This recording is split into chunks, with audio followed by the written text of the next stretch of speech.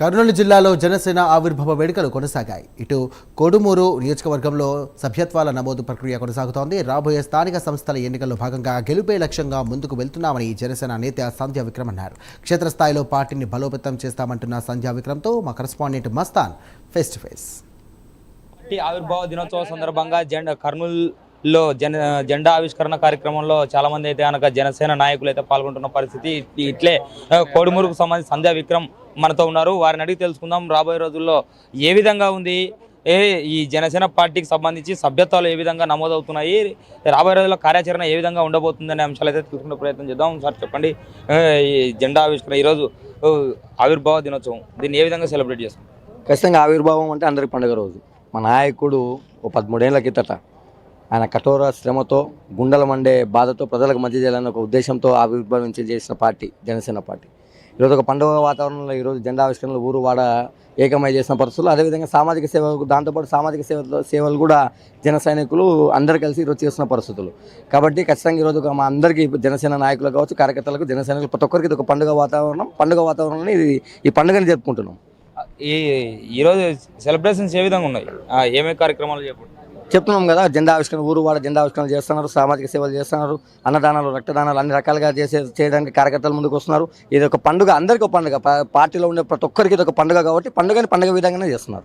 ఇప్పుడే క్రియాశీలక సభ్యత్వాలు అయితే కనుక జనసేన పెట్టింది, ఇంకా 4 రోజులు గడువు ఉన్న సమయం ఉంది. ఇప్పటికే ఎంత మేరకు కోడుమూరు నియోజకవర్గం కాదు, జిల్లా వ్యాప్తంగా కూడా ఏ మేరకు ముందుకు పోతున్నారు, ఈ సభ్యత్వాలు ఎంత మేరకు అయ్యాయి? ఈరోజు కర్నూలు పార్లమెంట్లో కోడుమూరు రికార్డు స్థాయిలో సభ్యత్వాలు నమోదు చేసిన పరిస్థితులు.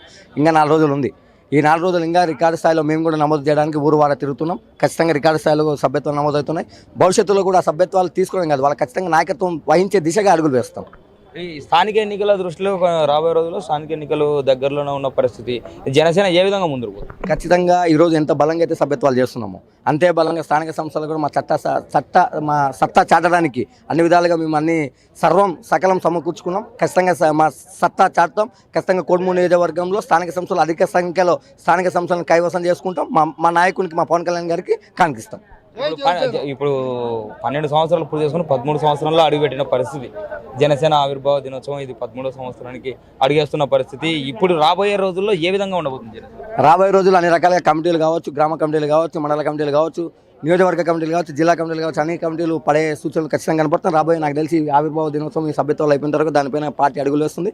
జిల్లా నాయకత్వం కూడా అదే విధంగా ఆలోచన చేస్తుంది. దాన్ని పటిష్టంగా చేసి స్థానిక సంస్థలు అన్ని రకాలుగా గట్టిగా ముందుకు సిద్ధమవుతుంది పార్టీ. ఇది చెప్తున్న పరిస్థితి. పూర్తిగా ఆవిర్భావ దినోత్సవం అయితే కనుక రంగరంగ వైభవంగా సాగుతుంది. ఇది ఒక పండుగ రోజు. ఈ పండుగను ప్రతి ఒక్క జనసేన వీర మహిళ కూడా జరుపుకుంటున్న పరిస్థితి అయితే కనిపిస్తుంది. ఇక్కడైతే కనుక ఆహ్లాదమైన వాతావరణంలో పూర్తిగా జెండా ఆవిష్కరణ కార్యక్రమంతో పాటు పలు సేవా కార్యక్రమాలు కూడా ఏర్పాటు చేస్తున్నామని కూడా చెప్తున్న పరిస్థితి అయితే కనిపిస్తుంది. కెమెరామెన్ రాజుతో మస్తాన్,